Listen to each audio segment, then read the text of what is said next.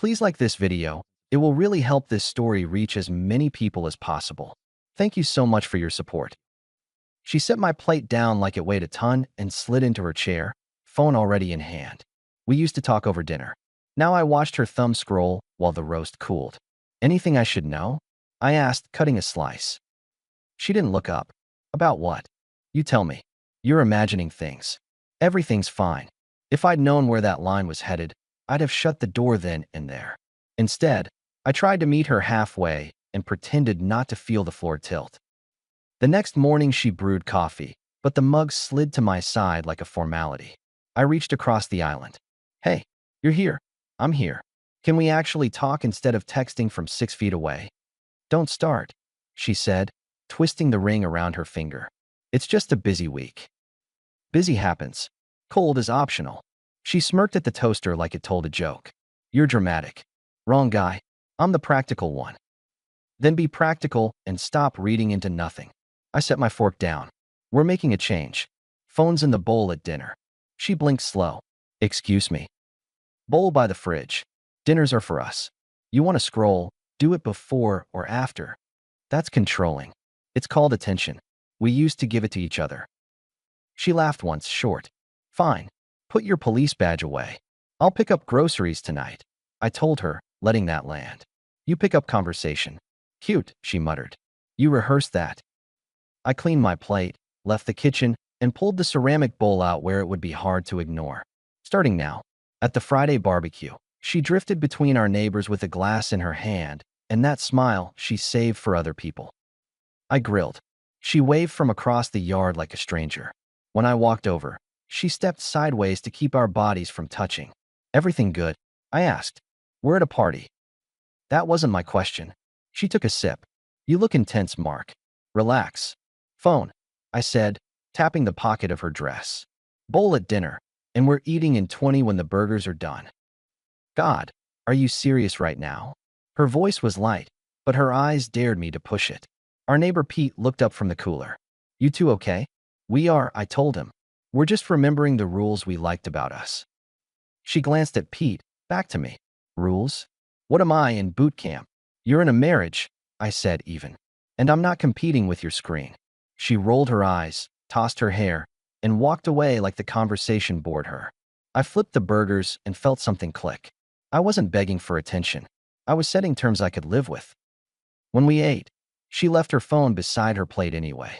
I picked it up, set it in the bowl on the counter without a word. She stared at me. You're unbelievable. Thanks for noticing, I said. She laughed for the group at the table. Guys, can you believe this? I married a hall monitor. Pete grinned awkwardly. His wife, Dana, tried to smooth it over. It's sweet, actually. It's infantile, my wife shot back. I cut across it. We good to go? I asked her, standing. Go where? Home, I said. I open the shop early tomorrow. Then go, she said. I'll Uber. Not leaving you to stumble in, I replied. You came with me. You ride with me. She stared me down. I said I'll Uber. Then we're not doing rides for your friends at dawn, I said, voice calm. And I'm not the backup plan for your late night tours anymore. New rule. You want independence, it comes with logistics. She dipped her head, smile sharp. You love giving speeches. Speeches end, I told her. Rules stay. Back home, I pulled cash from the envelope we used for extras and set half aside in a small safe. Discretionary spending split. If we were running 2 separate evenings, we'd run 2 separate budgets too. I canceled the couple's trivia night on our calendar and booked myself into an early shift. The following week, I took her car in for service and left my truck keys with my foreman instead of hanging them on the hook by the door like usual. No more lending them out if she decided my schedule was flexible. My time wasn't a vending machine. When she got home, she tossed her bag down and dropped on the couch. We still pretending this bowl thing is a tradition? She asked, pointing at the counter. We're not pretending anything, I said. We're doing it. She flipped on the TV. So you can tell yourself you tried? I don't tell myself stories, I answered. I change what needs changing. Like our entire life? Like the parts where I feel invisible in my own house. She clicked through channels. If you're invisible, how am I hearing you? Because I get louder when I'm ignored, I said. Not meaner, just clearer. She snorted. You're really selling this. I'm not selling anything, I told her. But I am done being polite about respect. She stood, grabbed her phone, and went upstairs. The first crack in the picture.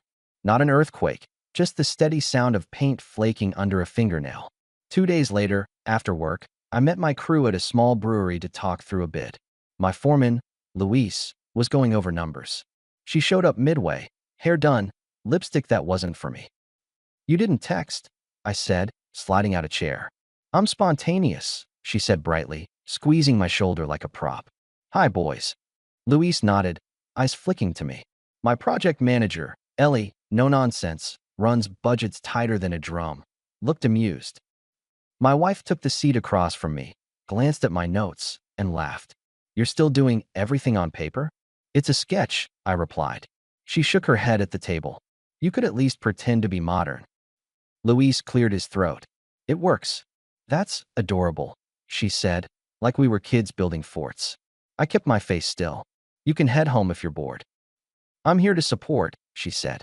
Then support looks like letting us finish, I replied. We'll be done in 20. She drummed her nails. I'll order fries. You want anything? No. Ellie leaned in. We good. We're good, I said. Loud enough for my wife to hear. I added. When I'm at work, respect the boundary. No surprises, no steering. My wife's smile tightened. Wow. Public rules. Cute.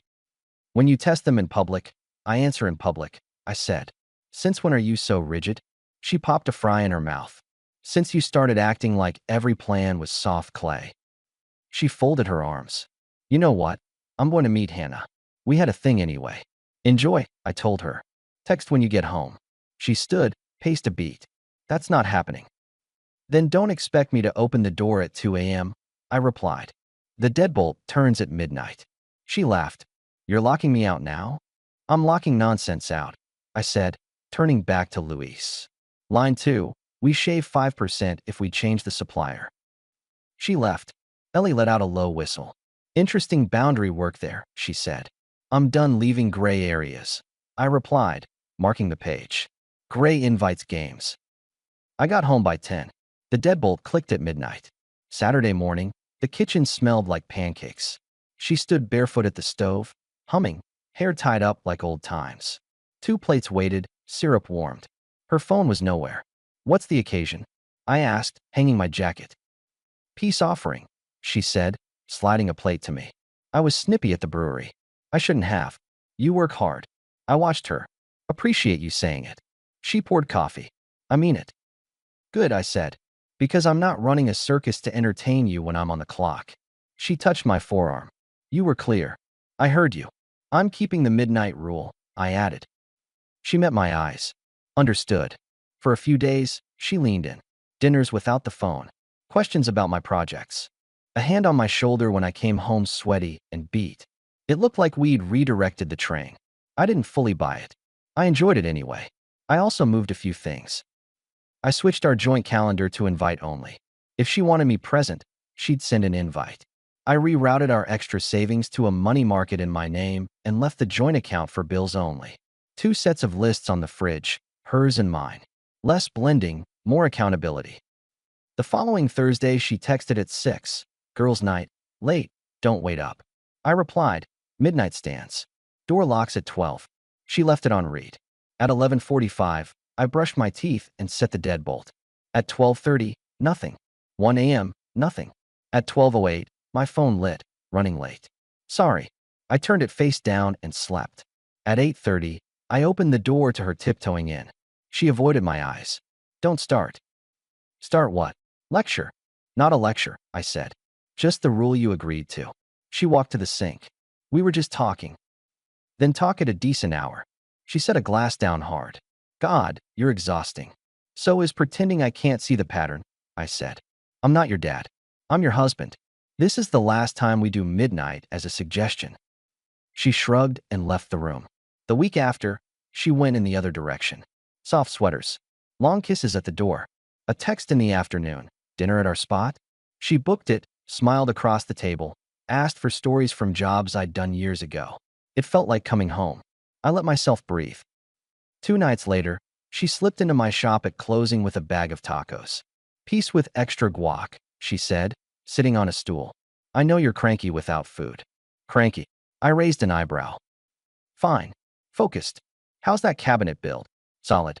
She watched me wipe down the bench. You've been, I don't know. Different. What does that mean? Like you stopped chasing, she said. It's calm. I like it. I like not being a moving target. She looked up at the shop clock. I'll head home. Want me to start the grill? I'll handle it, I said. Meet you there. She kissed my cheek and left. That night we sat on the patio and talked like we'd been on a long trip and finally got back. I slept like I used to when I didn't have to listen for the door. 2 weeks after that, a Saturday that started ordinary ended in static.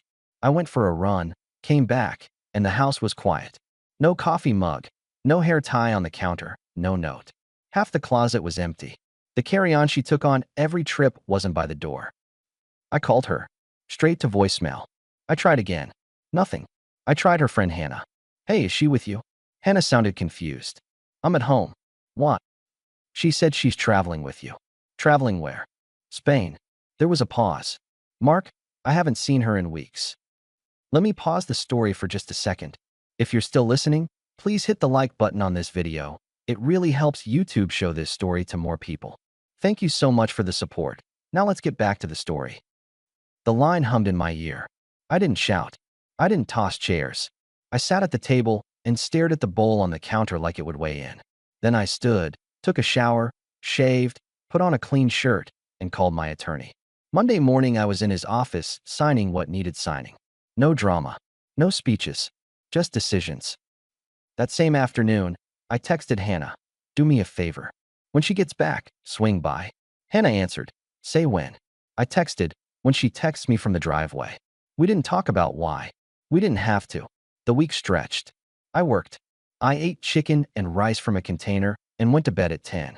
Saturday, my brother Clay dropped by with a six-pack. You good? He asked, leaning on the counter. I'm busy, I said. He had the half-empty closet down the hall. Okay. We're not doing the sympathetic head tilt, I told him. Wasn't planning on it. He took a sip. Just checking if you needed me to haul anything. I boxed her office and put it in the garage, I said. Labeled, easy to move. Utilities stay in my name. Access codes changed. Joint card downgraded to bills only. That's my list. He nodded like he approved. Strong list. It's not a parade, I said. He set the bottle down. Brother question. Shoot. You want me here when she shows? No. I want her to walk into a straight line. And Hannah? He raised an eyebrow. I asked for help. He nodded again. Good. Keep it neat. Sunday night, just after 9, headlights swept across the living room. My phone buzzed. I'm home. Unlock. I texted back. Doors open. I walked into the room and sat in the chair facing the entry. Hannah stood beside me, hands in the pockets of her hoodie, eyes steady. She wasn't gloating. She was a witness. The door opened. My wife stepped in, hair pulled back, sunglasses on her head like she was still at the airport. A tan that didn't come from our zip code. She stopped dead when she saw us. Her mouth opened, closed. What is this? Logistics, I said. Hannah lifted a hand. Hi. My wife swallowed. You told him? I told him you weren't with me, Hannah replied. She looked between us, voice low. You set me up. No, I said. You set yourself up. We're just punctual. She squared her shoulders. I don't know what you think this proves. That Spain doesn't require my consent, I said. But my house does. She tried a softer tone. Mark, listen. I needed space. We were off. You got space, I said. Now you get a plan. What plan? I reached to the side table, picked up the folder, and handed it over. Read. She barely flipped the front page before her face changed. You're overreacting. I'm correcting, I said. Your clothes are in the garage. I'll give you 30 minutes to go through what you need tonight, and the rest you can schedule a pickup for tomorrow. Past that, the garage lock changes. The joint account covers our remaining bills until the end of the month. Then it's closed. Her eyes jumped to Hannah. You're enjoying this? Hannah's voice stayed steady. Not even a little. You think you're going to replace me? My wife gestured between us. With her. Relax, I said, leaning back. She's my future wife. Go back to your friend. My wife still jaw tight. You're cruel. No, I said. I'm clear. She set the folder on the coffee table. We can talk about this. We just did. Mark, don't do this to us. You stopped using US when you started living a separate calendar, I said. I caught up. She looked at Hannah again, searching for cracks. Hannah didn't offer any. My wife lifted the folder like it burned. I need time. You have 30 minutes. I replied, checking my watch. Then I want my door closed. She went down the hall, pulled suitcases across the hardwood, moved like someone counting backwards. I didn't help. That wasn't cruelty. That was a boundary with legs. When she came back with a final box, she set it down and looked at me. Are you sure? She asked. More than sure. You'll regret this. I doubt it. She tried one more path. You said family mattered. It does, I said. That's why I'm protecting mine, including me. She stared at Hannah. He'll get tired of your perfect act. Hannah didn't flinch. I've got no act. My wife pivoted to the door. Goodbye, then. Hold on, I said. She stopped. I walked over and placed the set of spare keys in her open palm. Those don't work anymore, I told her flat. They're just souvenirs. She opened her mouth, closed it, walked out. When the door clicked, Hannah exhaled. You're a stone, she said. Only when I have to be. You want a minute? What I want is dinner, I said, finally letting my shoulders drop. You hungry? Hannah smiled small. Starved. Steak? I asked. I'll chop salad, she said, moving to the kitchen like she'd done it every Sunday. We cooked in silence for a few minutes. She washed lettuce. I seared meat. The normalcy was almost funny. She glanced over. By the way, I appreciated the future wife line. It landed. Just enough. We ate at the table without our phones. It wasn't a performance. It was a habit I wanted to keep. Over the next few weeks, my life rearranged itself like a garage after you toss the junk. I took the spare bedroom and turned it into an office. I woke before my alarm most days. I stopped waiting for a late key scratch at the door. Work was straight. My crew noticed. Luis slapped my back after a bid meeting. You look 10 pounds lighter, man. It's not the gym, I told him. Ellie squinted at me. You cut the noise. It shows. I cut where the respect cut first, I said. Clay helped me haul the last of the labeled boxes to her new place. He didn't ask where.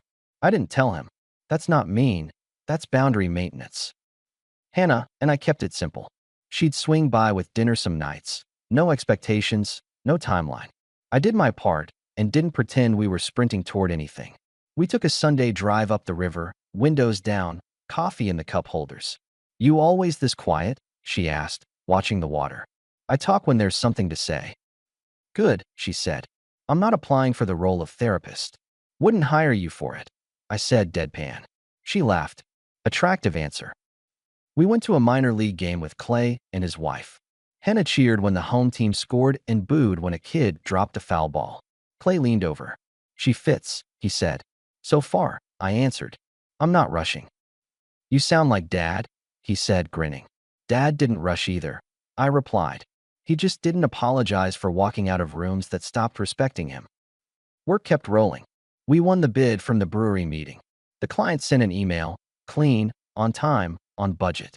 My name started to carry weight I liked. I took deposits, ordered lumber, and spent my evenings building a dining table for the house I wasn't moving out of. One afternoon, my phone buzzed. A number I used to know. I let it go to voicemail. Later, I listened. Her voice was careful. I'm settled. I regret how I handled things. If you want to talk. I deleted it. Not angry. Just done. That's the difference respect makes. You stop rehearsing speeches for someone who refuses to hear the short ones. A month out, I replaced the old dining table with the one I'd built. The wood was simple, the lines straight. I texted Hannah, "You coming by?" She replied with a thumbs up and a picture of a bottle of sparkling water. She arrived in a sundress and bare feet, looked at the table, and whistled. "You made this?" I did. She ran her hand along the edge. "It's solid. That's the point." We ate roasted chicken and roasted carrots like adults who hadn't eaten from takeout containers for 2 years. She poured us each a glass of the sparkling stuff and raised hers. To no bowls on the counter? Keep the bowl, I said. It reminds me that attention is a choice. She clinked my glass. To chosen attention. We weren't rushing toward anything grand. We were building routines like fence posts in concrete. A dinner here, a drive there, her calling me out when I ducked hard conversations, and me calling her out when she tried to fix everything I never asked her to fix. Real people, not hopes. Every once in a while, I'd hear things through the grapevine. Small town, large mouths. She moved into a one-bedroom near downtown. The friend was in and out. She posted a picture in a cafe with a caption about freedom that read like a commercial. I didn't comment. Freedom without respect is just noise with better lighting. Clay asked one night, "You ever think about, undoing it?" Undoing what? The whole thing. Like if she showed up and... She won't, I said. And if she did, she'd meet the same door. You're hardline. I'm consistent, I said. I gave clear rules. She chose a different game. He nodded, reached for the remote. You want the ball game? Yeah, I said. Put it on. When the papers came back stamped and final, I took a breath that felt like something you earn. I put the envelope in a drawer, not because I needed proof, but because I like my drawers organized. Hannah stopped by that night with groceries. Chicken or salmon? She asked. Surprise me. She held up both. That's not how it works. I smiled. Chicken. We cooked. We ate. We cleaned up. At the sink, she bumped my shoulder. You going to ask me on a real date? This is a real date, I said. Smart answer, she replied. But I was thinking dinner out.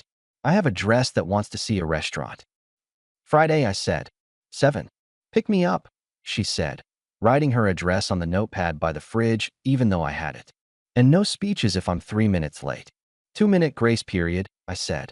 After that, I enjoy appetizers without you. She laughed. Reasonable. We made it to Friday. I picked her up. She wore the dress. We sat across a small table and didn't check our phones. Tell me something true, she said. I sleep better alone than I did paired with the wrong person. Brutal. Accurate. Your turn. Okay, she said. I don't want to audition for your past. If you ever feel like I'm doing that, say it. Deal. We paid and left. In the parking lot, she took my arm. When I agreed to help you that night, I wasn't thinking long-term, she said. Neither was I. Now. I looked at her. I'm thinking one step at a time, but I'm not looking over my shoulder. Good, she said. It looks better forward. At home, I put the last of the boxes from the garage out for pickup. No drama. No notes. Just a curb and a schedule. The house felt bigger, not because emptiness took over, but because respect did. Months later, a neighbor mentioned seeing my ex at the grocery store with a cart of microwave meals and a look that said the lights were on, but nobody was home. I didn't gloat. That's not who I'm trying to be. I nodded, changed the light bulb in my porch fixture, and went back inside. Hannah and I kept building. We repainted the living room on a Saturday, bickering about shades like it mattered more than it did, and laughing when we got paint on our elbows because we forgot we were grown-ups. We hosted Clay and his wife for burgers. Ellie dropped off a bottle of something fizzy with a card that read, "To boundaries." Louise texted me pictures of a deck we'd finished under budget. The shop books were clean, the phone rang with good work, and the silence in the evenings wasn't heavy anymore. On a Sunday drive, Hannah pointed at a house with a porch swing and a big maple in the front yard. Want that? She asked. Maybe the swing, I said. I've got the rest. She leaned back. You really do. I thought about my kitchen table, my quiet mornings, my crew that trusted me, my brother who didn't need explanations, and the woman next to me who didn't need me to be someone I wasn't. I thought about a bowl by the fridge that reminded me that attention is a discipline, not a default. And I thought about the night a door closed and how some endings are just strong beginnings that stopped apologizing. I took Hannah's hand on the console. You hungry? I asked. Always. Burgers. With extra pickles. Done. We turned down the road toward home. I wasn't chasing anything anymore. I kept my word to myself. No more gray areas, no more games, no more living where respect goes missing. If someone wanted a different rulebook, they could play somewhere else. And for the first time in a long time, that felt like a life, not a line. Our story has come to an end. If you've made it this far, how about subscribing to our channel? It helps us immensely. I've selected 2 other videos for you that I'm sure you'll enjoy. Feel free to click on them. I'll be waiting for you in the next story. See you soon.